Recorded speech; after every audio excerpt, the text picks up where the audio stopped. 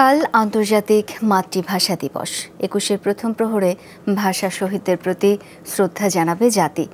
এখন চলছে শেষ মুহূর্তের প্রস্তুতি। এই বিষয়ে জানবো সহকর্মী ফারহানা ন্যান্সির কাছ থেকে। ন্যান্সি, শহীদ মিনারের শেষ মুহূর্তের প্রস্তুতি এবং নিরাপত্তার ব্যাপারে জানাবেন আমাদের।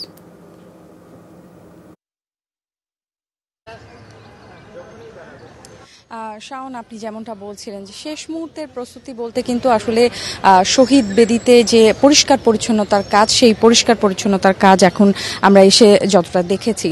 আর আলপনার যে বিষয়টি, সাজসজ্জার বিষয়, সেই সাজসজ্জার বিষয় কিন্তু গতকাল রাতেই শেষ হয়ে গেছে। আমরা এসে কিন্তু এখানে রঙিন আলপনা দেখতে পেয়েছি। ভাষা আন্দোলনের গৌরবময় স্মৃতিকে আসলে উদযাপনের জন্য, ভাষা শহীদদের প্রতি শ্রদ্ধা জানানোর জন্য এখন কিন্তু বলতে হয় যে একেবারেই প্রস্তুত শহীদ মিনার।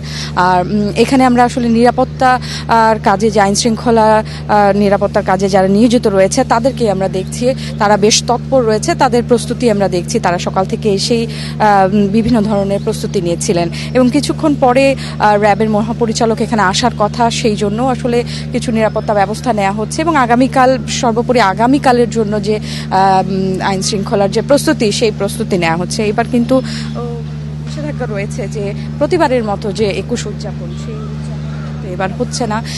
একসাথে ৫ জন, প্রতিটি সংগঠন থেকে একসাথে ৫ জনের যে দল, সেইভাবেই কিন্তু শহীদ বেদিতে শ্রদ্ধা জানাতে পারবে আমরা যতটুকু জেনেছি।